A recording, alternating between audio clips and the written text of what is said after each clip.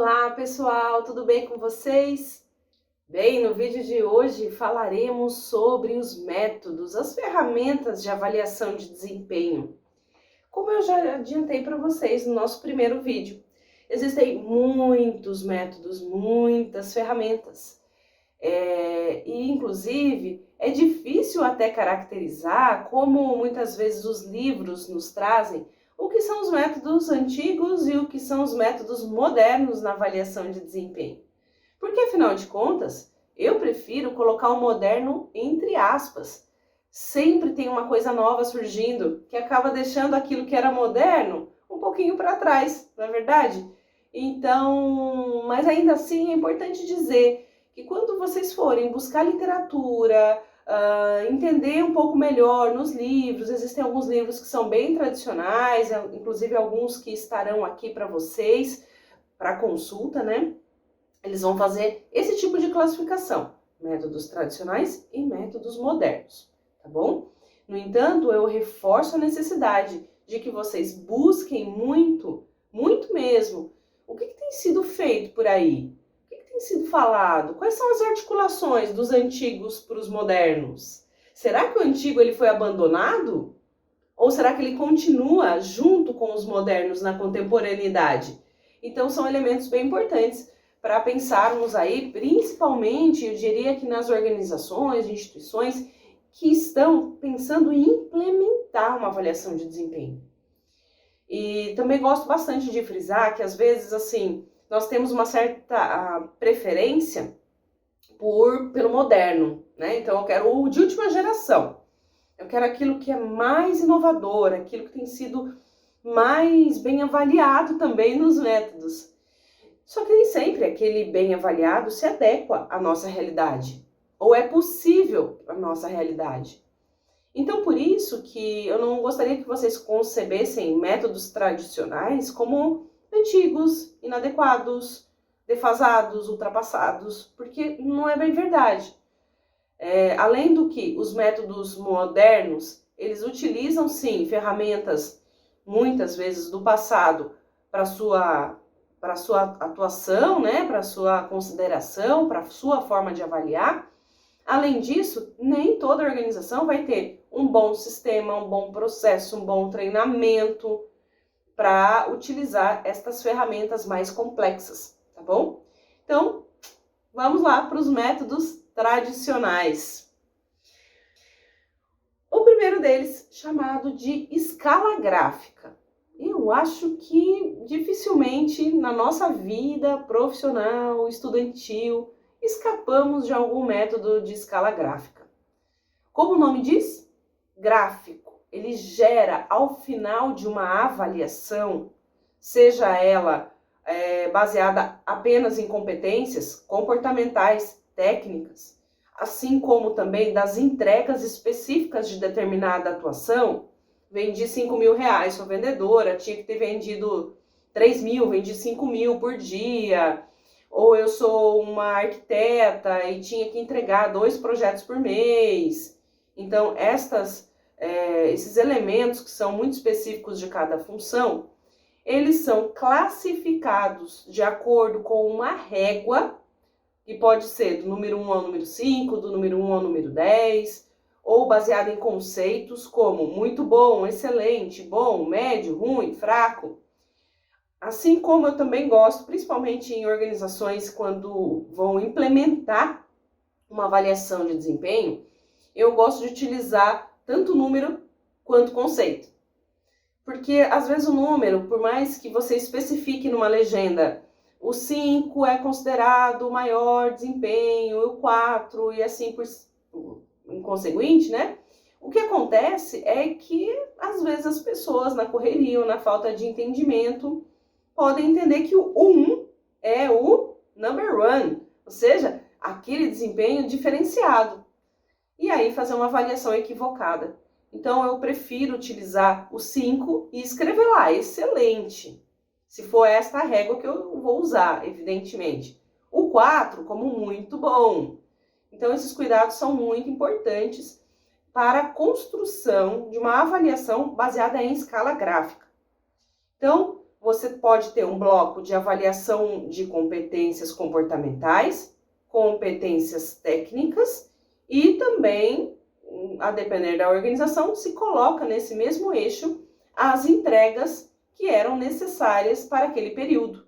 Vender tanto, atender tantos clientes, entregar tantos projetos e vai se classificar depois esse desempenho com base nessas métricas.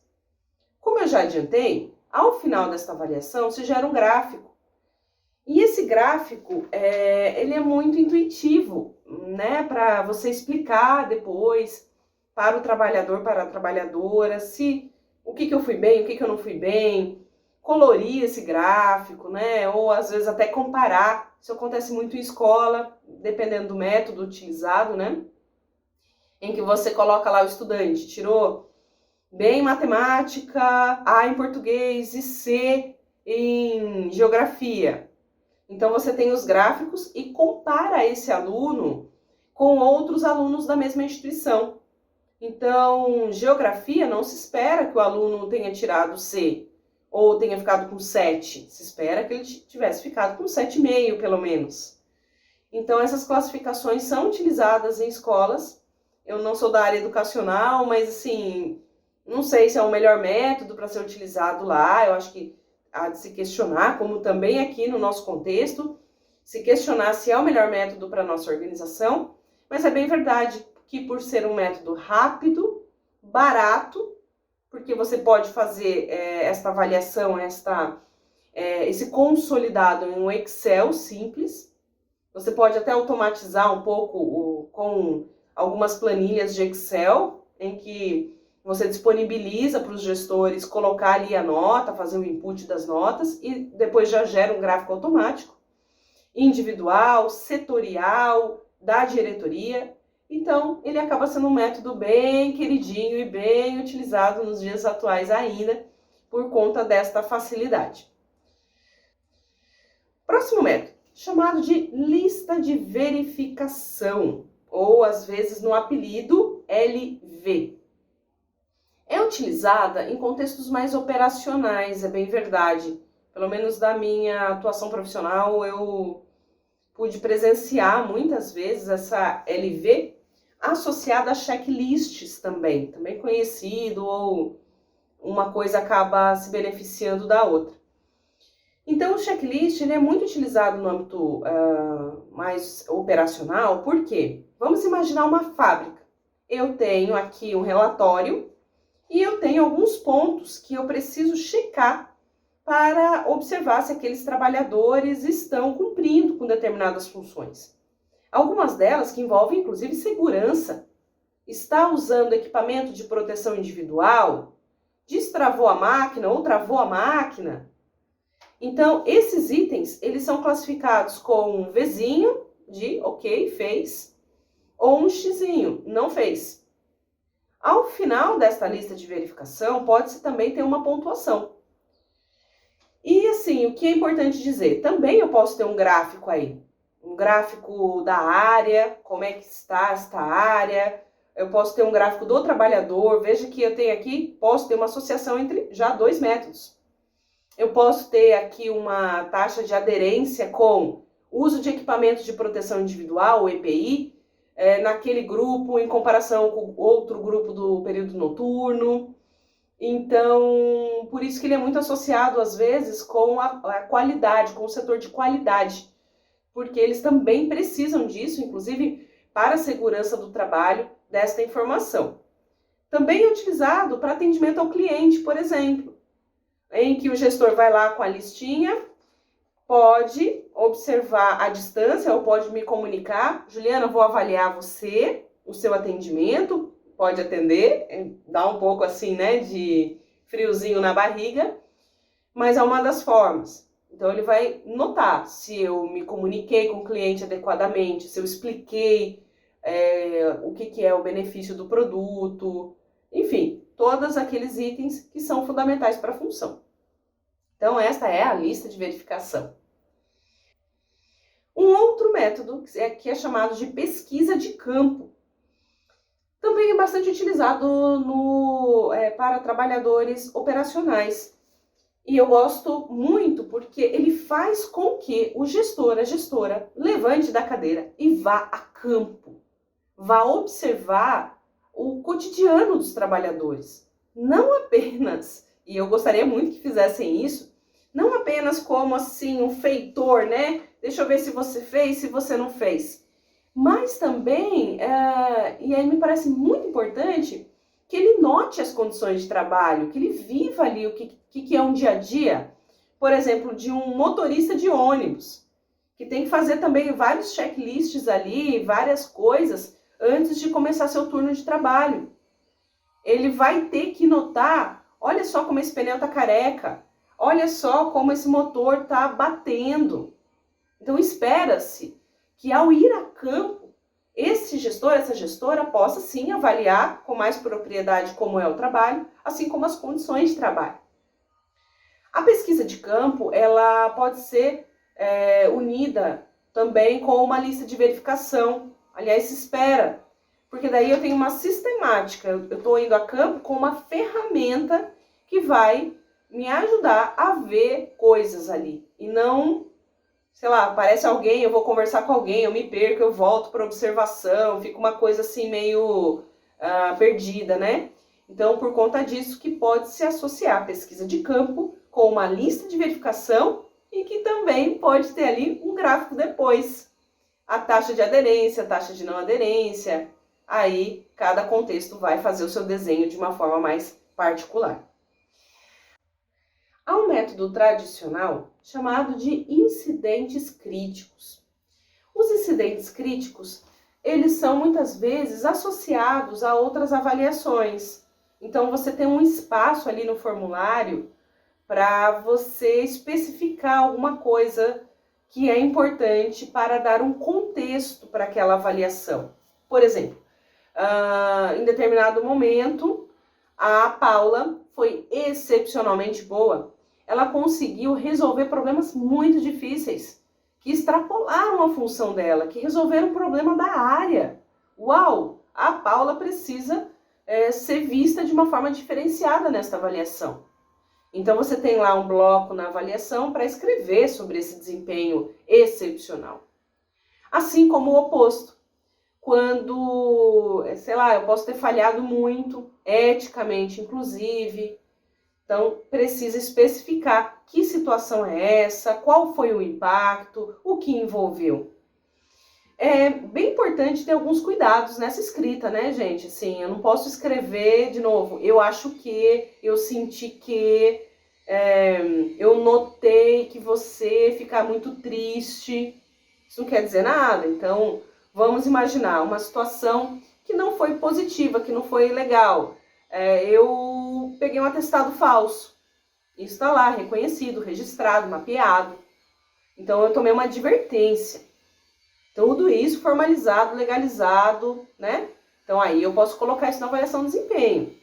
Mas eu não posso colocar situações, até porque isso me expõe, né?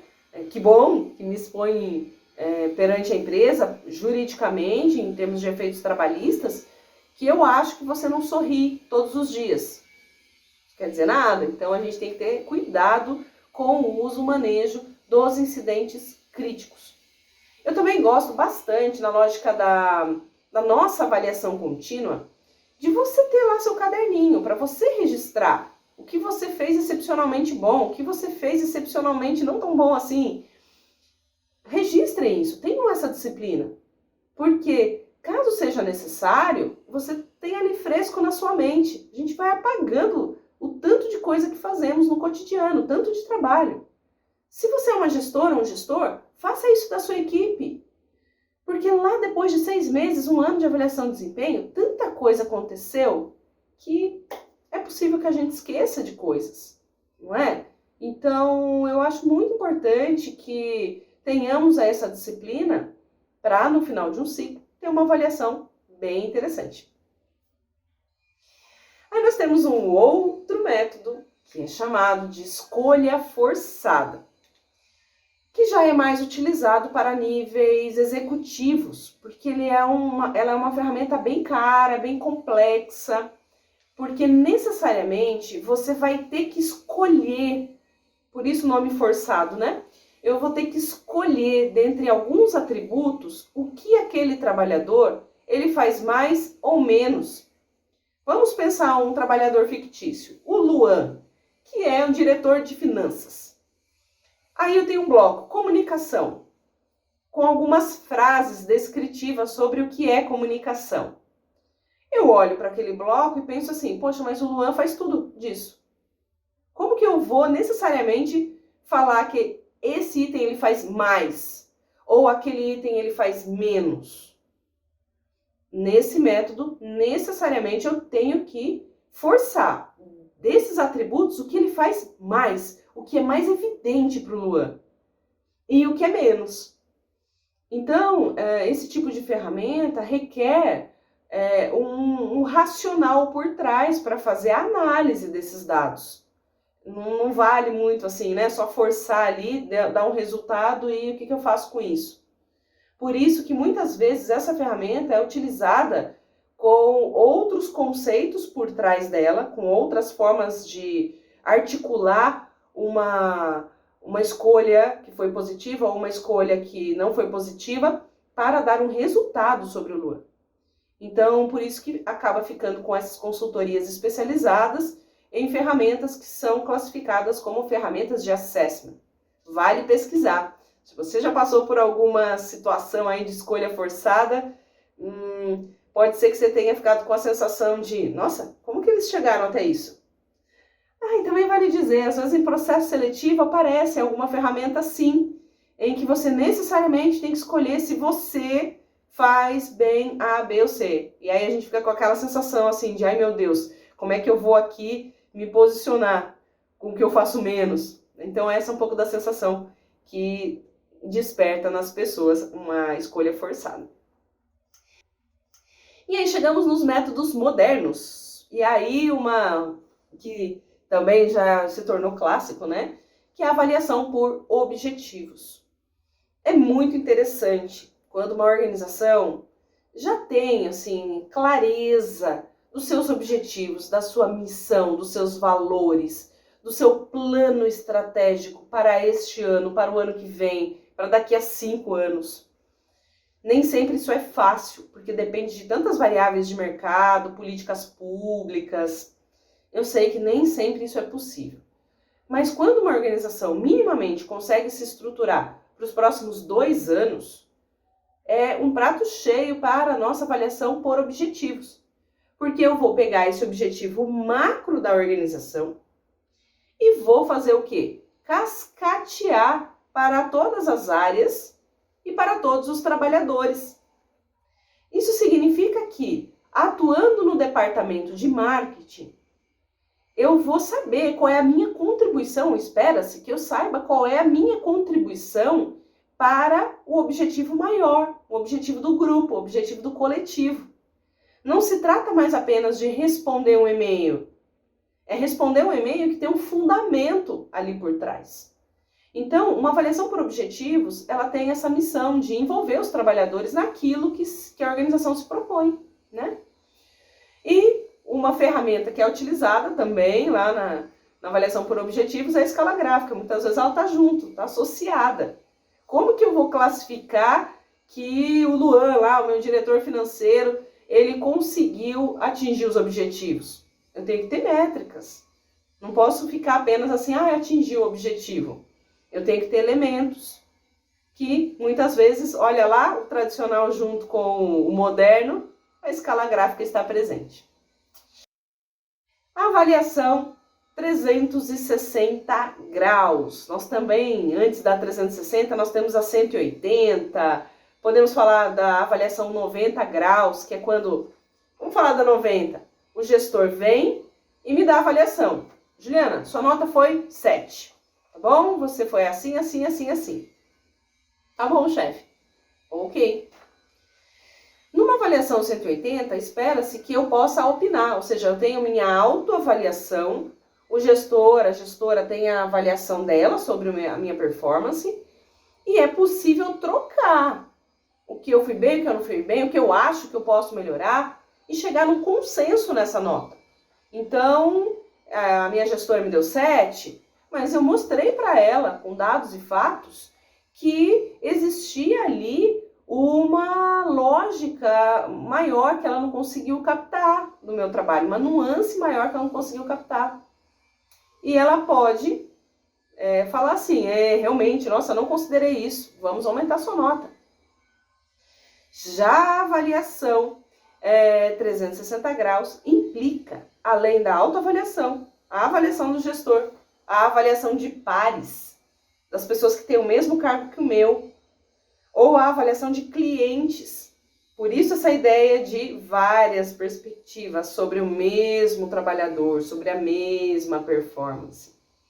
Então, esses elementos, né, essas avaliações, são muito interessantes, porque aí de fato nós temos um dividir percepções, lógico, sempre com uma ferramenta, sempre com uma métrica, para não deixar assim, eu acho que, pareceu que, eu senti, eu tenho sentido isso. Não. Tem que trazer dado, fato, métrica, para poder comparar. Por isso que, de novo, quem está lá presente na avaliação, escala gráfica, para que as pessoas possam avaliar os trabalhadores dentro de atributos claros, específicos, tá bom? Então, é muito interessante a avaliação 360 graus por essas várias perspectivas, mas eu acrescento um ponto super importante, antes de pensar num método mais complexo, mais trabalhoso, porque você vai ter que vincular, né, várias avaliações dentro de uma só, que é você formar, você capacitar essas pessoas que vão avaliar outras, para que elas entendam a importância desse momento. Senão fica uma coisa pro forma. Ah, Juliana é minha amiga, deixa eu dar 5 aqui para ela, nota máxima para tudo. Ou, a Juliana é chata, vou dar 3, 2, 1. Então, isso é muito delicado e acontece muito.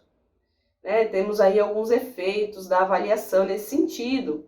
Uma tendência generosa, que é sempre avaliar lá no 5. Uma tendência conservadora, avaliar sempre no 1. Uma tendência lá no meio do muro, sempre avalio no meio, 2,5, 3 no máximo. Então, ou o efeito chamado efeito halo, que é quando eu começo de um jeito a avaliação e termino daquele jeito. Ah, isso é 2, sem pensar. Então, esses elementos precisam ser bem pensados, bem trabalhados com a equipe, para que a avaliação gere realmente aqueles benefícios que falamos anteriormente, né? Conhecimento, desenvolvimento pessoal, desenvolvimento setorial, empresarial, e por que não pensar no âmbito maior, né? No âmbito da nossa cidade, do nosso mundo que vivemos. É isso, pessoal. Espero que vocês tenham gostado do vídeo de hoje. Vamos ter mais um vídeo que vai trazer aí a importância do PDI. Até logo mais. Tchau, tchau.